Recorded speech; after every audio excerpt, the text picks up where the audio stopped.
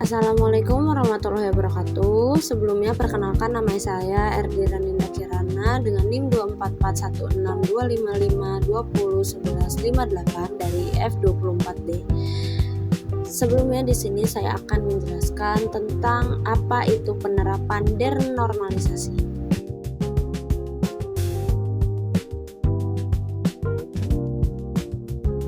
Apa itu denormalisasi? Denormalisasi adalah proses penggabungan tabel-tabel hasil normalisasi untuk meningkatkan kinerja atau performance sistem basis data. Biasanya dalam hal kecepatan query, normalisasi membuat data lebih efisien dan bebas dari redundasi atau ganda, tetapi bisa memperlambat pengambilan data karena memerlukan join antar banyak tabel. Denormalisasi dilakukan agar data bisa diambil lebih cepat meskipun mengorbankan sedikit redundansi. Tujuan denormalisasi: pertama, mengurangi jumlah join antar tabel saat query. Kedua, meningkatkan kecepatan baca atau read performance. Tiga, mempermudah pembuatan laporan atau reporting. Dan terakhir, mengurangi kompleksitas query SQL. Contoh penerapan denormalisasi. Jadi gini, awalnya kita punya dua tabel yang udah didenormalisasi. Yang pertama, itu tabel pelanggan, isinya ID pelanggan, nama pelanggan, sama alamat. Terus yang kedua ada tabel transaksi yang menyimpan ID transaksi, ID pelanggan, tanggal transaksi, sama total. Nah, kalau kita mau lihat data pelanggan bareng sama transaksi mereka, biasanya harus pakai query join untuk menggabungkan dua tabel itu. Tapi masalahnya, kalau datanya udah banyak banget, proses join ini bisa bikin sistem jadi agak lambat. Makanya, kita pakai teknik denormalisasi. Dari sini, gabungin aja dua tabel tadi jadi satu tabel, namanya transaksi denormal.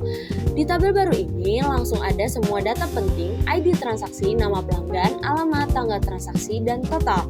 Contohnya, pelanggan Ninda dari Bandung transaksi pada tanggal 30 Oktober dengan total 150.000. Pelanggan kedua bernama Dira dari Jakarta transaksi tanggal 31 Oktober dengan total 200.000. Dengan cara ini, kita nggak perlu lagi ngejoin tabel pelanggan sama tabel transaksi.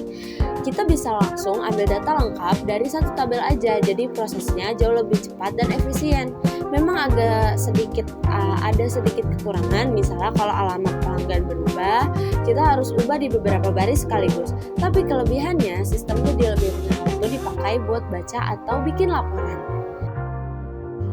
Kelebihannya, query lebih cepat karena tanpa join, cocok untuk laporan dan analisis data besar, dan mengurangi beban sistem pada query kompleks. Kekurangannya, data menjadi redundant atau ganda, resiko inkonsistensi data meningkat, atau jika satu data pelanggan berubah, semua record harus diperbarui, dan ukuran tabel menjadi lebih besar.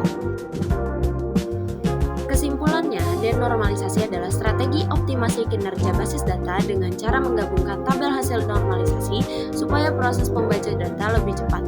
Namun harus dikelola hati-hati agar tidak menimbulkan inkonsistensi pada data. Sebelumnya, mohon maaf jika ada salah kata atau kekurangan dalam penjelasan, dan terima kasih atas pengertiannya dan perhatiannya.